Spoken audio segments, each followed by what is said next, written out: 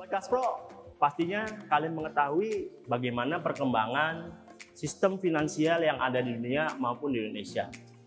Adapun sekarang kita lebih cenderung mengenal atau di era digitalisasi yang serba praktis dan serba instan. Nah, sistem finansial juga beralih juga terhadap digitalisasi yang dimana banyak orang di luar sana berlomba-lomba dalam menanamkan investasinya ke dalam apa? Ke dalam bentuk saham. Nah, namun kita juga perlu ketahui nih, kira-kira apa sih yang disebut saham?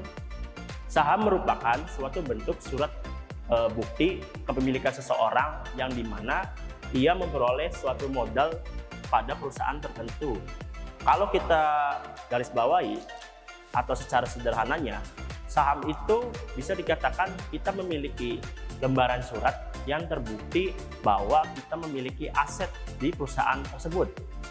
Sebagai contoh, misalkan perusahaan menyediakan 100 lembar saham atau 1000 lembar saham. Namun seseorang membeli dengan 200 lembar saham. Seseorang itu memiliki hak 20% saham dalam perusahaan tersebut. Nah, saham itu sendiri bisa dikatakan satu lotnya terdiri dari 100 lembar saham. Teman-teman atau Sobat Kaspro bisa mengetahui atau bagaimana untuk membeli suatu investasinya melalui apa? Melalui bentuk saham. Nah, dari saham itu sendiri, seseorang memiliki hak untuk memperoleh dividen atau keuntungan pada perusahaan.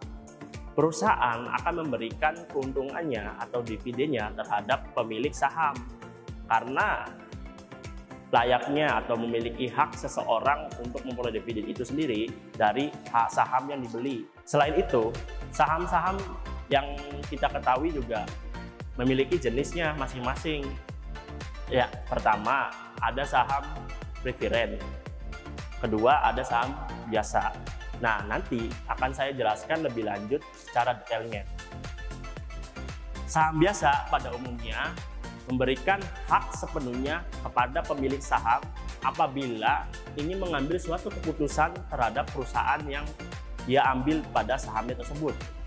Nah, di sini kita bisa garis bawahi kalau saham biasa itu seseorang bisa memiliki saham terhadap perusahaan tersebut sepenuhnya akan memperoleh hak sepenuhnya untuk mengambil keputusan apabila di sini perusahaan terjadi suatu perkembangan yang mayoritas atau secara linearnya itu meningkat atau menurun.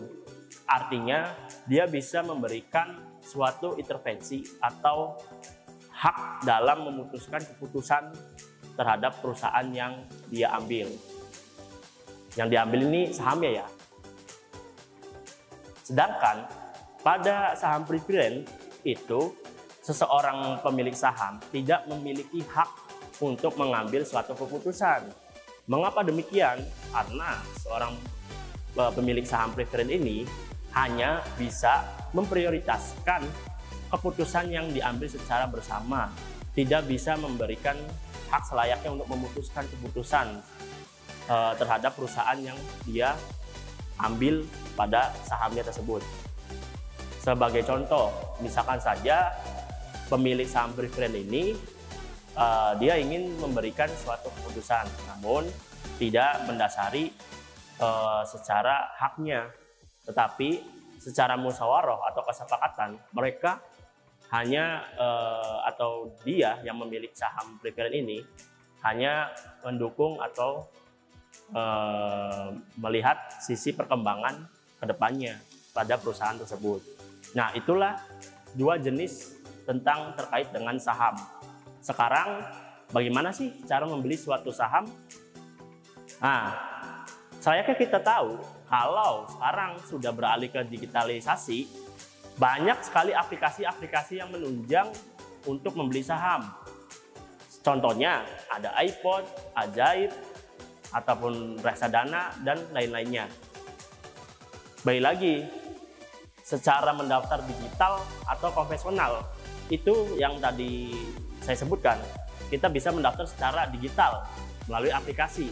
Sedangkan pada konvensional, kita bisa datang langsung ke perusahaan-perusahaan efek atau otoritas jasa keuangan ataupun lembaga-lembaga yang menunjang terkait dengan saham, nanti kita bisa ikuti terkait peraturan-peraturannya.